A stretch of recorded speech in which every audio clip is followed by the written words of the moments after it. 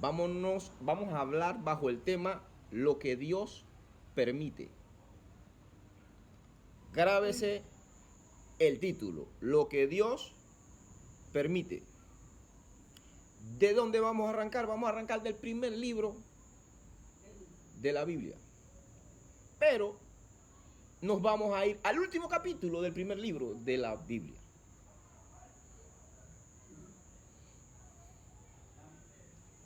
No es muy difícil de encontrarlo. Es el primer libro de la Biblia, el último capítulo.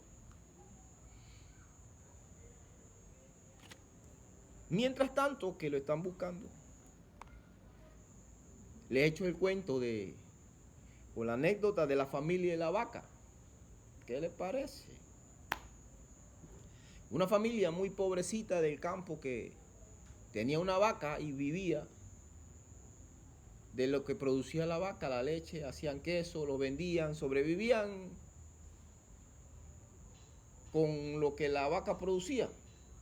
Eran pobrecitos y estaban bastante limitados porque es que una vaca tampoco es que podía producir tanto como para que tuviesen abundante prosperidad. Pero un día un vecino envidioso que tenía más vacas y tenía un potrero grande que siempre le insistía y le decía, pero véndanme la vaca. Y ellos, la familia decía, no, nosotros no podemos vender la vaca porque de eso vivimos. Y el hombre le decía, véndanme la vaca. Y ellos, no, pero vendan. No. Un día el vecino envidioso vio la vaca comiendo pasto en el borde del precipicio y fue y le metió una patada a la vaca y se fue la vaca a lo más abajo. Se murió la vaca.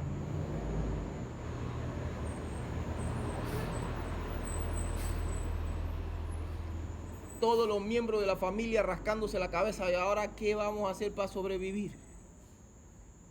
Lo único que teníamos se murió, se fue lo más abajo. ¿Y ahora qué hacemos? Bueno, desde el más joven hasta el más viejo comenzaron a buscar trabajo. Encontraron trabajo y en menos de 6 meses tenían 3 vacas. ¿Y a dónde llegó la conclusión de la anécdota? Que era necesario que le mataran la vaca para que salieran de su zona de confort. El vecino, pensando que le iba a hacer un mal, le quedó haciendo un bien. Ahora ellos en un momento dado, yo me imagino que se preguntaron, ¿y por qué Dios permitió que se muriera la única vaquita que teníamos?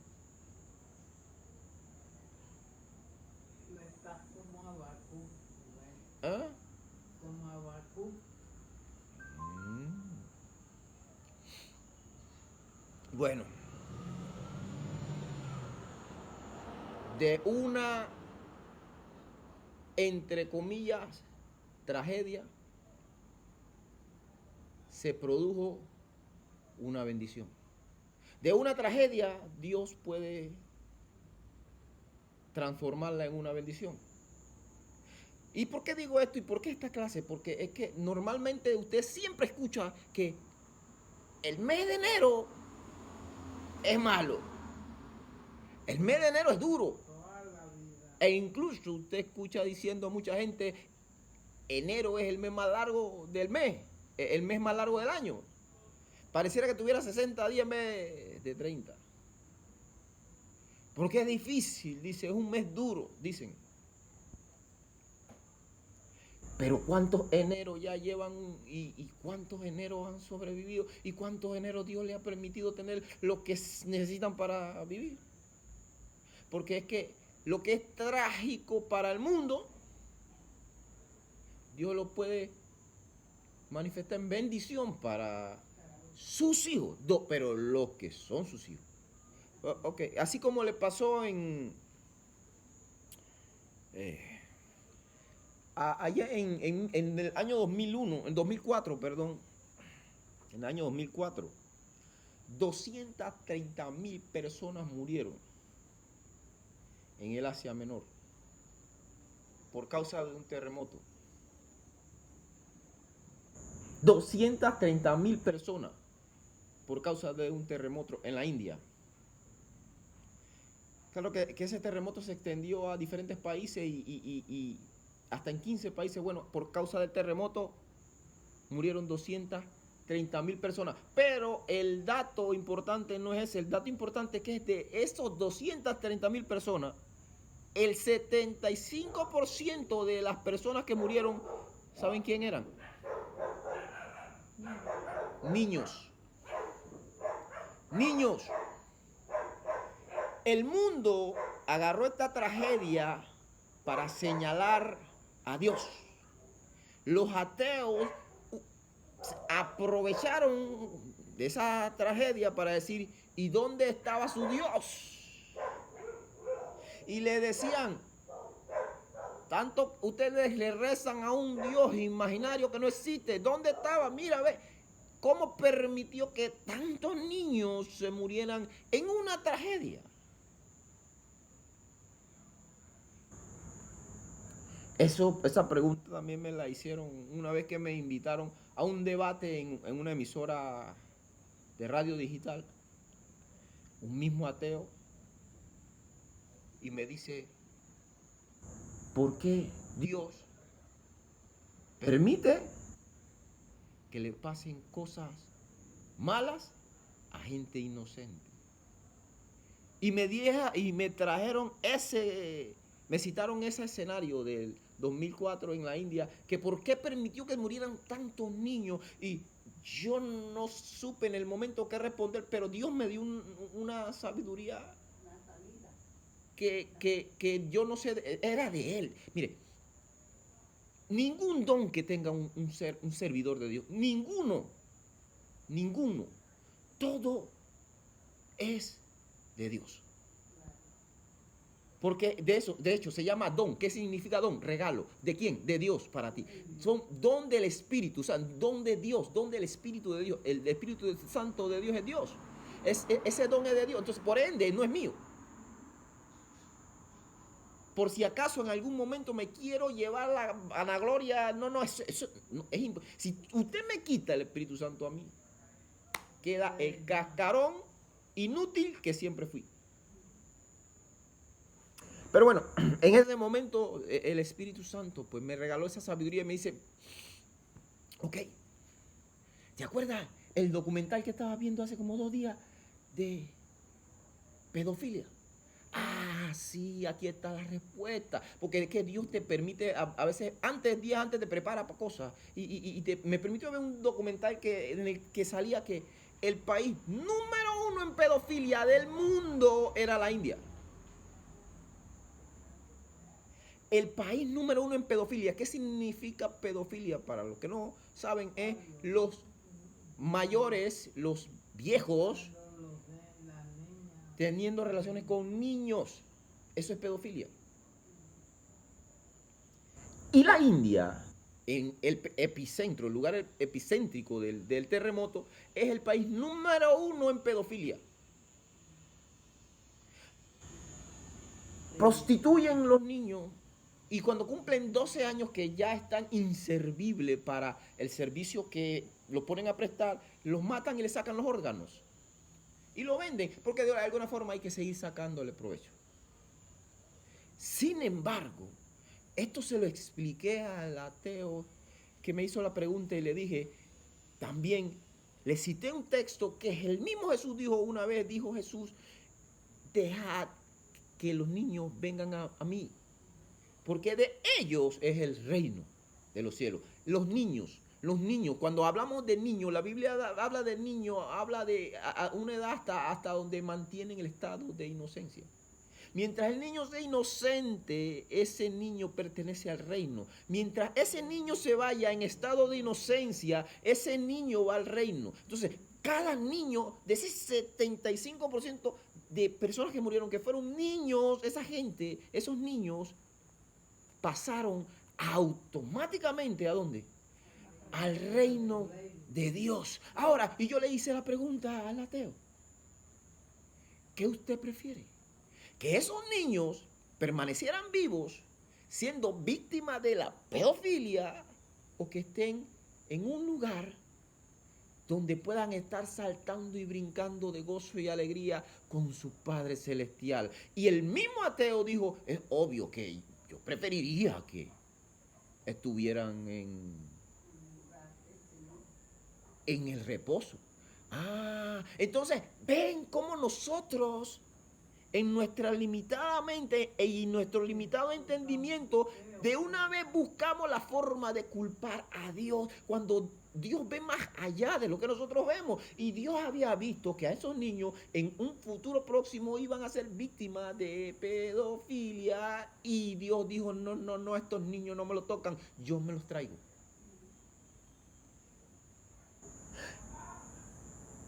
Lo que Dios permite. ¿Y por qué? No lo entendemos a veces. Pero Dios tiene su propia sabiduría, mucho mayor a la nuestra. Y fíjese que Dios permite cosas en el mundo y en la vida de cada uno de nosotros, pero no por gusto. A veces nosotros nos preguntamos, ¿y por qué estoy pasando por esto? ¿Por qué me pasó esto? ¿Por qué se metieron conmigo? ¿Por qué por algo? Vámonos a Génesis capítulo 50. Vamos a encontrar la respuesta en Génesis capítulo 50. Vamos a leer desde el versículo 15 hasta el versículo 21. Lo tenemos, ¿verdad? Ya tuvieron mucho tiempo para encontrarlo. Leemos. Dice, viendo los hermanos de José que su padre era muerto, dijeron, quizás nos aborrecerá José y nos dará el pago de todo el mal que le hicimos. Y enviaron a decir a José, tu padre mandó antes de su muerte, diciendo, así diré a José, te ruego que perdones ahora la maldad de tus hermanos y su pecado, porque mal te trataron. Por tanto, ahora te rogamos que perdones la maldad de los siervos del Dios de tu padre. Y José lloró mientras hablaban. Vinieron también sus hermanos y se postraron delante de él y dijeron, henos aquí por tus siervos o por siervos tuyos. Y le respondió José, no temáis. ¿Acaso estoy yo en lugar de Dios? Vosotros pensasteis mal contra mí, mas Dios lo encaminó a bien, para hacer lo que vemos hoy, para mantener en vida a mucho pueblo. Ahora pues, no tengáis miedo. Yo os sustentaré a vosotros y a vuestros hijos. Así los consoló y les habló al corazón. Qué linda historia. Vamos a darle contexto a esto. Yo creo que todos no sabemos y hemos escuchado en algún momento de nuestra vida la historia de José, que era un niño soñador que soñó y que la luna, el sol y las estrellas se postraban ante él. Era un sueño que Dios le había dado, se lo contó a sus hermanos, los hermanos sintieron envidia, los hermanos lo vendieron.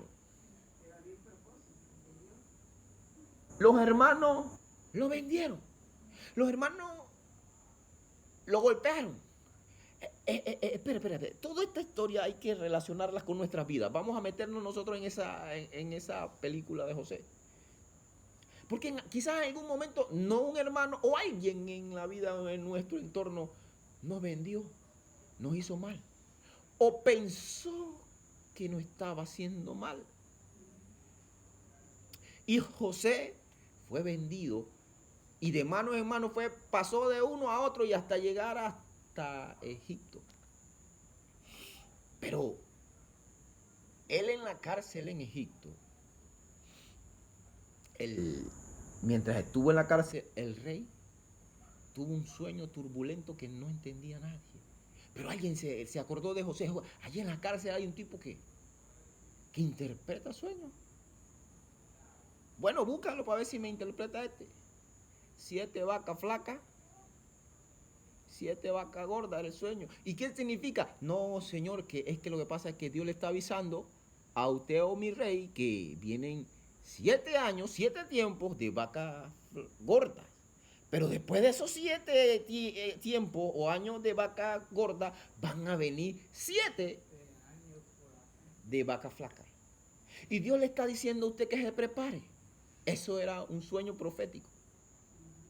Que se prepare porque va a haber una mortandad. A nivel mundial va a haber una ruina, una peste, donde va a matar a mucha gente. Y mucha gente se va a morir no precisamente por una pandemia o algo así, pero se iban a morir de hambre. Y el rey encontró gracia en José y le hizo caso, hizo como José le dijo. Y José fue escalando posiciones. Pasó por muchas cosas mientras estuvo en Egipto, pero le hicieron caso. Sin embargo, llegó a ser el segundo del rey. Después del rey, José. Ahora, llegó el tiempo de la vaca gorda. Se acabó el tiempo de la vaca gorda. Llegó el tiempo de las vacas flacas. Y adivinen, el mundo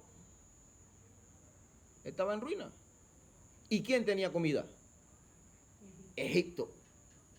Por eso Egipto se hizo el imperio más poderoso, súper más poderoso, porque las naciones todas alrededor, el mundo iba a Egipto a buscar comida y cambiaban sus bienes, sus posesiones, su ganado, todo por comida. Y así Egipto se robustecía como imperio. Y las otras naciones se debilitaban. Pero había una nación encarnada en los hermanos de José que se llamaba Israel. Esa nación llamada Israel era la única nación que no se estaba muriendo de hambre, porque cuando los hermanos de José pensaron que le estaban haciendo un mal, le hicieron no solamente un bien a José, sino hicieron renacer a Israel. ¿Por qué? Por la sencilla razón de que la única nación que no pasó hambre del mundo, que no se endeudó hasta las zapatillas como el resto de las naciones, financiaron comida con Egipto. Pero ellos no. De hecho, Israel se enriqueció en ese tiempo. ¿Por qué? Porque hasta tierra obtuvieron, porque le cedieron Gosén, la tierra de Gosén, ¿cierto? E incluso tenían ganado, tenían bienes, tenían posesiones y crecieron como pueblo en Israel. Cuando todos los demás pueblos estaban muriendo de hambre, Israel crecía. Porque Dios tenía un plan. Dios tenía un plan. Sí, ¿cuál fue? Que José fuera vendido por sus hermanos.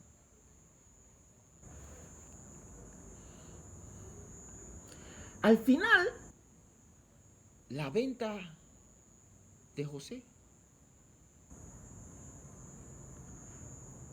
provocó el renacimiento de Israel, producto de la canallada que le hicieron los hermanos. Pero bueno, ¿usted cree que un día José no se hizo la pregunta: ¿por qué me pasa esto a mí? Estando en la cárcel, inocente. ¿Por qué me pasa esto a mí? ¿Por qué Dios permite esto? Pero Dios, tú una vez me dijiste que me hiciste soñar que yo iba a estar parado en el centro y el sol, la luna y las estrellas se inclinaban hacia mí y tú me tienes en la mazmorra. ¿Por qué?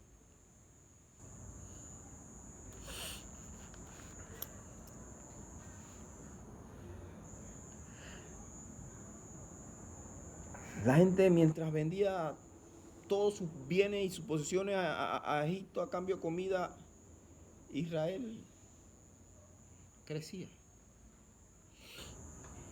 Cuando el mundo está en crisis, los hijos de Dios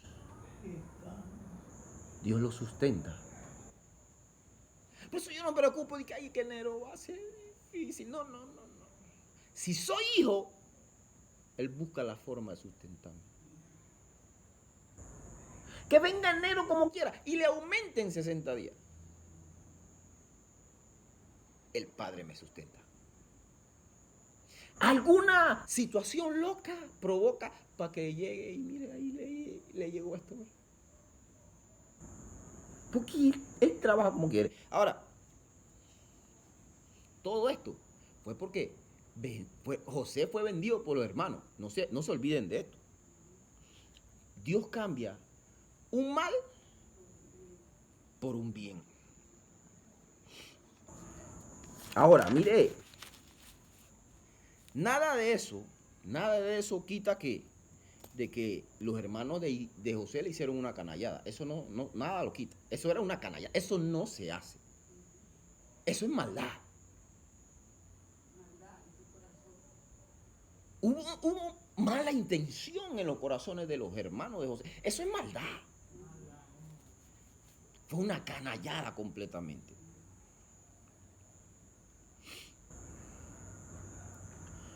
Pero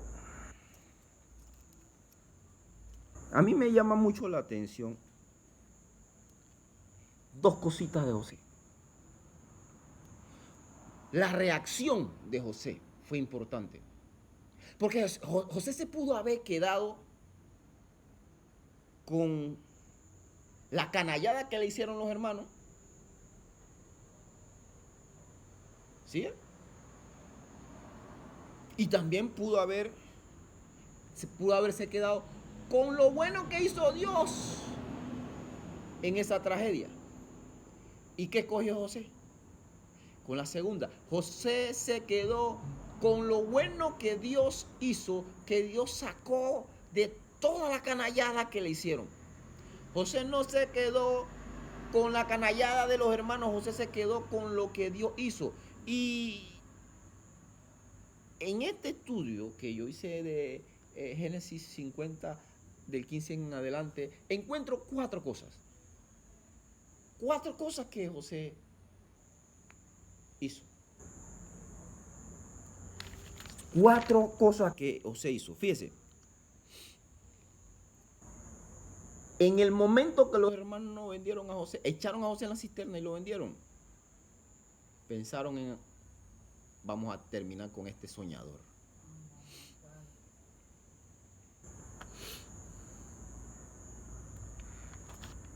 Vamos a acabar con el soñador porque es que este ya nos aburre con su sueñito.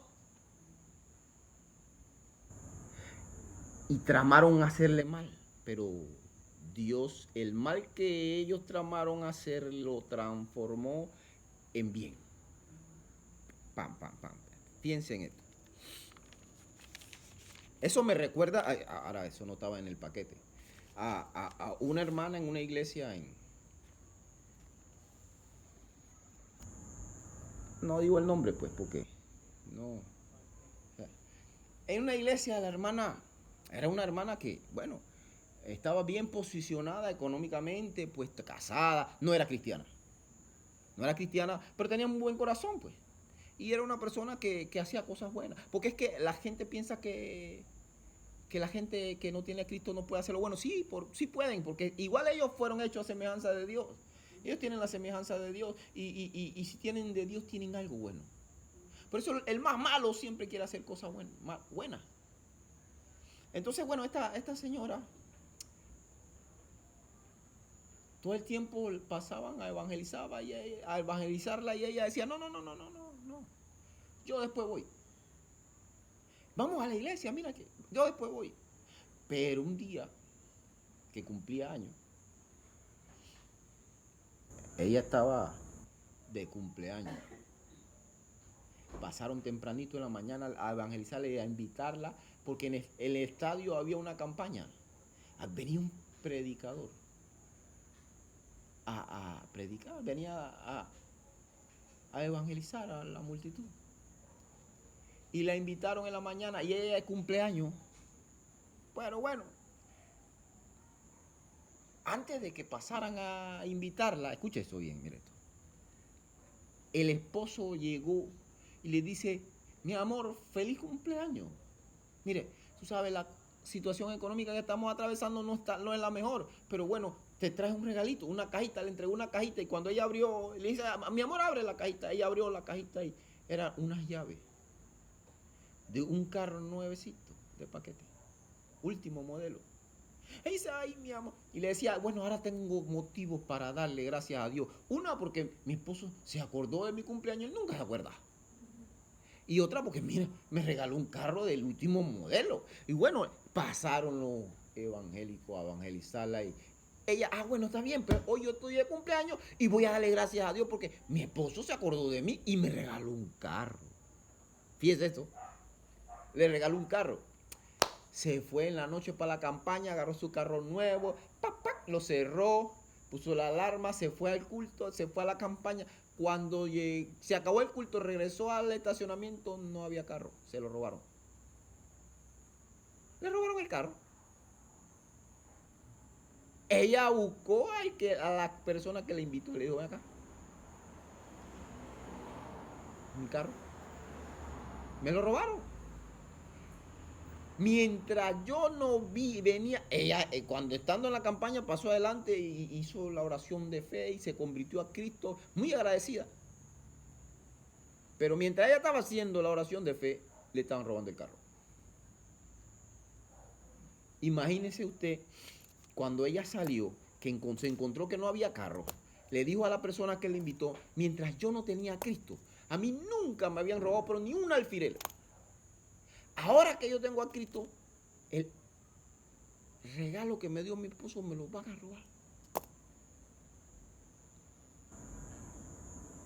La hermana, yo me imagino, la hermana que la invitó diciendo, ¿y por qué Dios permitió esto? Si yo estoy tratando de traer una alma para su redil y mira lo que me pasa.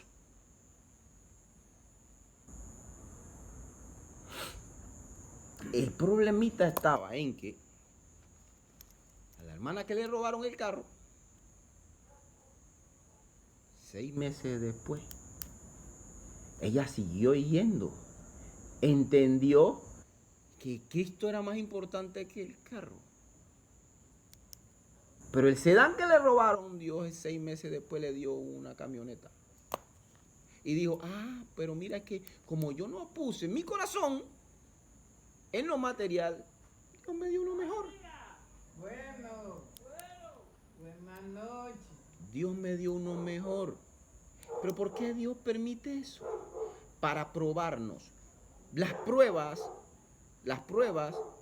no son para Dios saber si nosotros pasamos o no. Él sabe todo. Si nosotros nos vamos a... Las pruebas son para nosotros salir aprobados. Es como cuando le ponen un examen en la escuela, usted sale o reprueba o aprueba. Esa es la prueba.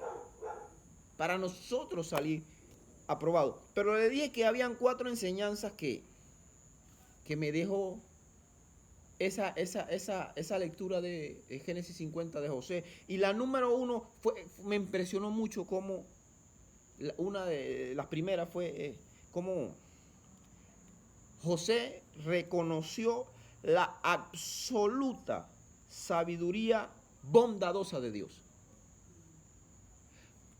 José reconoció la absoluta sabiduría bondadosa de Dios. ¿Por qué? En el verso 20, si usted lo vuelve a leer, se va a dar cuenta. Perdón, en el 19, usted se va a dar cuenta que José le dijo, no temáis, ¿acaso estoy yo en lugar de Dios? O sea, no. Dios sabía lo que hacía. No tengan miedo. Dios lo hizo fue porque Él sabía que un día ustedes iban a necesitar. Y tenían que sobrevivir de alguna forma. Porque Dios piensa en el bien común, colectivo también. Dios no piensa en el bien individual de José solamente. Dios no pensó en el bien individual de José. Bueno, porque es que José sufrió mucho. Yo voy a bendecir nada más a José. Que se friegue Benjamín y toda esta gente Judá. No, que José. No, Dios pensó en el bien colectivo. Es que Dios siempre piensa en el bien común, en el colectivo. Si no, usted no se supiera el texto donde dice de tal manera, amó Dios a quién. Al mundo, cosmos. Al mundo. Dios pensó en el bien común. Porque Dios siempre piensa en el bien común. Pero para hacer un bien común a veces tenemos que algunas personas pasar por las dificultades. Como José. Entonces nos damos cuenta que esta es una enseñanza que nos deja esa historia de José, que Dios piensa en el bien común. La sabiduría bondadosa de Dios es absoluta. Y la otra enseñanza que nos deja, la número 2. La primera es la sabiduría absoluta bondadosa de Dios. La segunda es que José reconoció que en medio de lo que nos parece una canallada, que fue una canallada, que nos están haciendo o que nos está pasando, era un trato de Dios. José lo reconoció. Ahí dice en el verso 20, miren lo que dice. Vosotros pensasteis mal contra mí, mas Dios lo encaminó a bien para hacer lo que vemos hoy, para mantener en vida a mucho pueblo. ¿Qué está pasando allí? Que también Dios no solamente pensó en el bien común, sino también en el bien de José. Porque todo ese proceso que José pasó, Dios estaba procesando a José. ¿O usted cree que José no era un ser humano normal que decía, a esto me la pagan, en algún día me lo pagan? Pero José no tuvo eso. Y eso que estaba pasando José era un proceso personal que tuvo José con Dios. Él reconoció que todo lo que estaba pasando era un proceso de Dios. Nosotros debemos aceptar las diferentes pruebas que vienen, aún también las que no nos gustan. Porque hay cosas que nosotros pasamos que no nos gustan, pero tenemos que aceptarlo. Por ejemplo, Santiago capítulo 1, versículo 2 dice, tened por sumo gozo cuando halléis en diversas pruebas. Tened por sumo gozo. Nosotros tenemos que sentirnos gozosos por las pruebas que pasamos, porque algo Dios está haciendo en nuestra vida. Por algo Dios las manda. Y después más adelante en el tiempo nosotros entendemos, por eso Dios me permitió pasar por esto. Entonces, esa fue la segunda. La tercera, y ya no habría que ir a corto hoy. Esta es la tercera que a mí más me llamó la atención. José renunció al rencor y a la venganza. Teniendo en sus manos a quien le hicieron daño, a quien le hizo daño, José dijo, no, yo no soy Dios. Yo no soy Dios. Dios encaminó el mal que ustedes pensaron para hacerle un bien a ustedes. Yo no los odio. De hecho, mientras ellos le estaban contando, dice que José lloró. ¿Por qué? ¿Por qué lloró? Porque quizás él en algún momento llegó a pensar, estos me la van a pagar. Mira dónde estoy metido en este hueco. Mira dónde estoy en esta cárcel por culpa de mis propios hermanos. De que me la pagan, me la pagan. Pero él renunció a ese sentimiento de rencor y de venganza. Y dijo, no. José era un tipo de Cristo. José era un tipo de Cristo. Y Cristo también renunció al rencor y a la venganza. No existía eso en él. Yo no quiero eso en mi vida. Porque Jesús, usted se imagina cuando Jesús iba camino al Gólgota con una cruz tan pesada que no era la de él. Él en su cabeza sabía que estaba muriendo por la misma gente que lo estaba vituperando. Eso que me están escupiendo, yo estoy muriendo por ti. Me estás dando un latigazo y yo estoy muriendo por ti. Tengo sed, me pone vinagre en vez de agua, estoy muriendo por ti. Estoy que ya no aguanto agonizando y me atraviesas una lanza, estás muriendo por él también. No, Jesús no seleccionó, yo voy a morir por este, pero por esto no. O él podía haber dicho, mira acá, agarren su cruz y yo me bajo de esto, que es lo que te pasa a ti. No, vea cómo ustedes se salvan. Yo no voy a estar muriendo por estos sinvergüenza malagradecidos. No, Jesús no sintió eso. Jesús dijo, no, el rencor no viene en este paquete.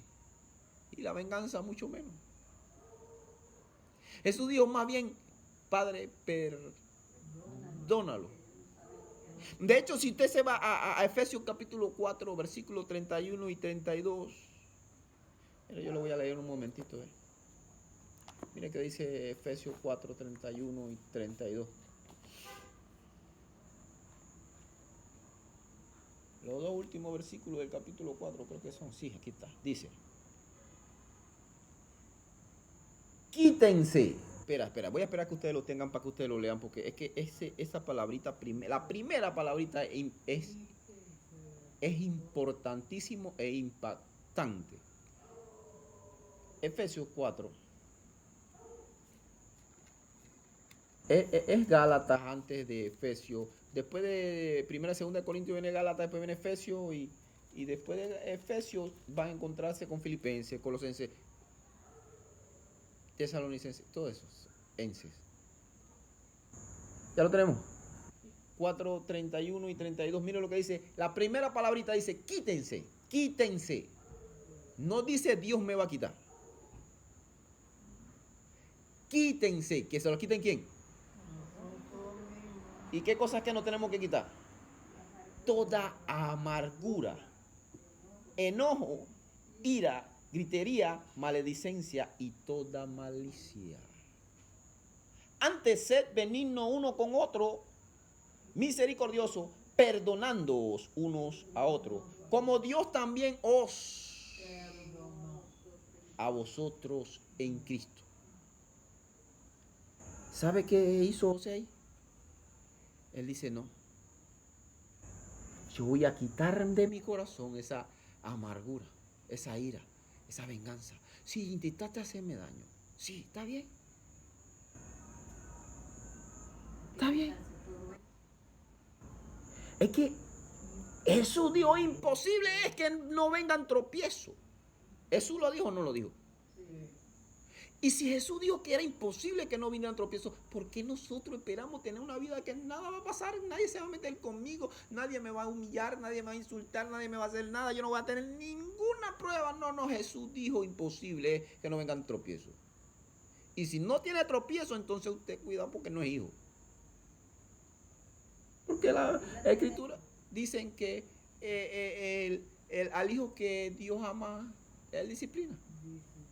Ahora, fíjense en esto. José pasó todas las que sus hermanos no pasaron. Él las pasó por sus hermanos. Todas. Y encima de eso, de que pasó las que sus hermanos no pasaron, los alimentó. Sí, los alimentó. Mire, ahí dice, ve, en el verso 21 dice, ahora pues, no tengáis miedo, yo os sustentaré a vosotros y a vuestros hijos. No solamente renunció al rencor y a la venganza, sino que le dio de comer. Le dio de comer. Voy a pasar rapidito al último y también sirve como consejo este último punto que dejo como enseñanza esta clase, esta historia de José, que José no lo tomó personal. Me llama la atención tanto de que José no lo tomó personal. Aunque un día José soñó cuando era pequeño que el sol, la luna y las estrellas se iban a postrar ante él. Él no se sintió la bolita del mundo. No, yo soy ahora el segundo de Egipto. No. Yo soy la bolita del mundo. Después del faraón, mira, este pechito que está aquí. A mí me van a respetar. Ahora es mi turno. No, él no se lo tomó personal. José no se lo tomó personal. Porque es que a veces nosotros pensamos que todo lo que los demás hacen, lo hacen pensando en hacernos daño.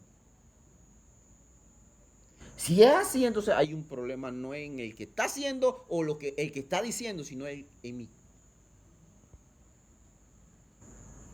Ay, pero ¿por qué puso ese estado? Oye, pero si él no está pensando en hacer daño, solamente está tratando de mandar un mensaje, pero tú cuál es el estado para ti personal. No es contigo. El problema no es el que puso el estado, el problema es entonces es tuyo.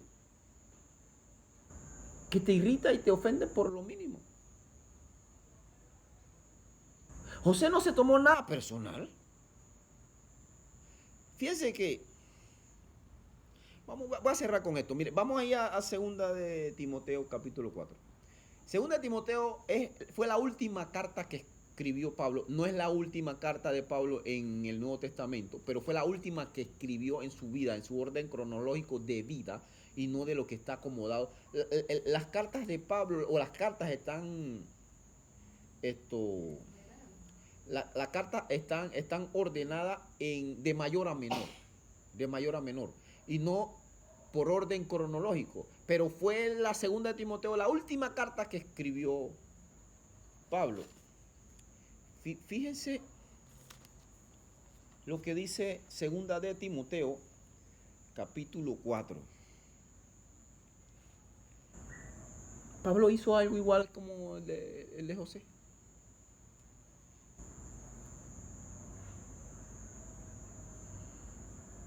¿Ya lo tenemos? 2 de Timoteo capítulo 4, vamos a leer del versículo 16 al 18. Mira qué dice. Dice, en mi primera defensa, ninguno estuvo a mi lado, sino que todos me desampararon. No les sea tomada en cuenta, dijo que Pablo, no les sea tomada en cuenta, pero el Señor estuvo a mi lado y me dio fuerza para que por mí fuese cumplida la predicación y que todos los gentiles oyesen. Así fui librado de la boca del león. Y el Señor me librará de toda obra mala y me preservará para su reino celestial. A Él sea la gloria por los siglos de los siglos. Amén. Fíjense en esto. A mí me llama la atención de esto. De algo en esto. Pablo escribió casi la tercera parte del Nuevo Testamento. Y todo un Pablo terminó solo. Lo dejaron solo. Con lo que representaba Pablo en la nueva era, en el cristianismo, terminó solo.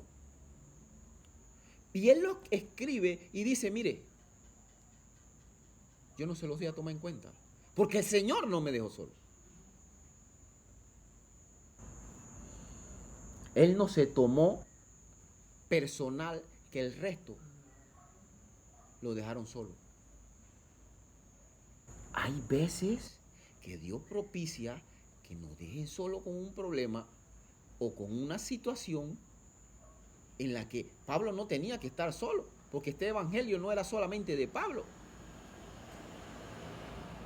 Hay veces que Dios lo permite, pero es para tratar con nosotros, para que nosotros aprendamos a pasar por alto lo que hacen los demás y me afecta a mí. Él no se lo tomó personal. Él dijo, no, no, no. El Señor no le toma en cuenta eso.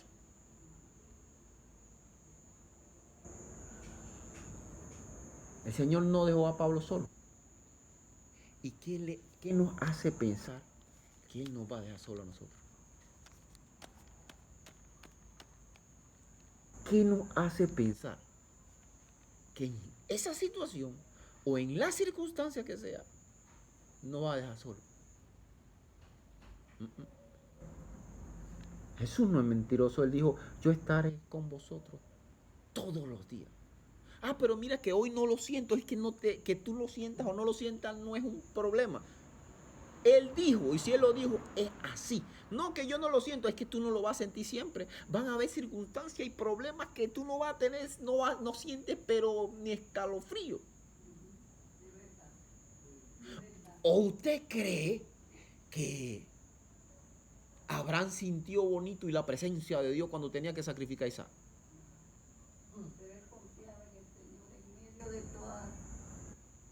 Ah, ¿usted cree que Jesús sintió bonito en la cruz cuando le dijo, Padre, en tu mano encomiendo mi espíritu? O Padre, ¿por qué me abandonaste? ¿Usted cree que Esteban cuando lo estaba apedreando él sintió la presencia de Dios? No siempre vamos a sentirla, pero está. Está. Entonces, nosotros no debemos conformar con que Él está. Solo no estamos. Pablo dijo, no le tome en cuenta lo que me dieron solo. Yo sé que no estuve solo. Él estuvo conmigo. Él estuvo conmigo. José me dejaron solo en la cisterna, pero no estaba solo. Él lo dijo. Sí. Él le dio fuerza. Imagínese. ¿Usted cree? Nosotros no somos José.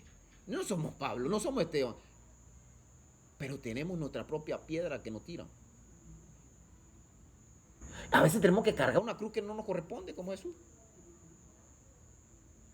O a veces tenemos que sacrificar cosas que no queremos sacrificar por causa de otros. Y a la hora de hacerlo, no vamos a sentir bonito. No vamos a sentir, uy, siento la presencia de Dios, ahora macabachanda. No, que sabachanda ni que sabachanda. Hay que obedecer y amar la palabra de Dios en ese momento. Y decir, ¿sabe qué? Yo soy un tipo de Jesús como José lo era. Yo soy ese tipo de Jesús que yo perdono como Dios me perdona a mí. ¿No? Esas fueron las 4 cositas que yo encontré. Hay más en la historia de José, pero las que a mí me llamaron la atención y bueno, pude sacar para ahora fue estas 4 cositas puntuales que José, se le resaltaron a José. No, él reconoció la absoluta sabiduría bondadosa de Dios. Dijo, no, Dios tiene una sabiduría bondadosa que yo no tengo. Él pensó más allá de lo que yo podía haber pensado. Él pensó en el bien común y no solamente en mi propio bien, como yo hubiese pensado, dijo José. Y también dijo, él reconoció que en medio de todo lo que estaba pasando y la canallada que me están haciendo mis hermanos, es que Dios está tratando con mi corazón, Dios está tratando conmigo. Para poder llegar a ser primer ministro de Egipto, José tuvo que ser tratado.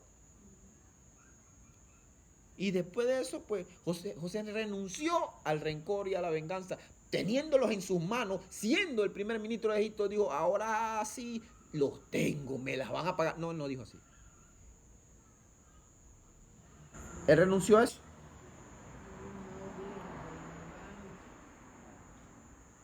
Y lo último que hizo fue que no lo tomó nada personal. Él dice, no, tranquilo, no pasa nada.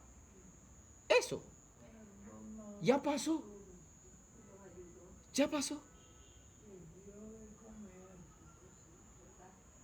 Bien, esa es lo que nos enseña la Biblia. Pero estos son los estudios bíblicos que realizamos para aprender Biblia, para coger consejos bíblicos, ejemplos bíblicos y nosotros aplicarlos en el día a día, porque es que lo que pasa, a nosotros nos está pasando no es nada nuevo, ya pasó antes, a alguien le pasó antes que yo, y ahí quedó escrito. Entonces, el tema está en, la diferencia va a ser en cómo usted reacciona. Si reacciona como José reaccionó, o lo toma, se queda con lo que hizo Dios, o se queda con la canallada que le hicieron los hermanos. ¿Con cuál nos quedamos? La que hizo Dios, por supuesto. Con lo que hizo Dios, porque Él nos lavó y nos redimió y nos perdonó y nos lavó y estamos aquí peleando, ¿verdad? Y Él dice, en el Todavía mundo tendréis seguimos. aflicciones porque yo las tuve. Entonces, Las De todas ellas. todos los días tenemos aflicciones listo. y Dios nos prepara en eso. Nos quedamos entonces con la reacción de José. Olvidemos la canallada de los hermanos y nos quedamos con lo que hizo Dios. Y con lo que va a seguir haciendo. Esta es la palabra que Dios nos trajo para hoy y sea de provecho para nuestras almas. Vamos a darle gracias a Dios por esa palabra, pues.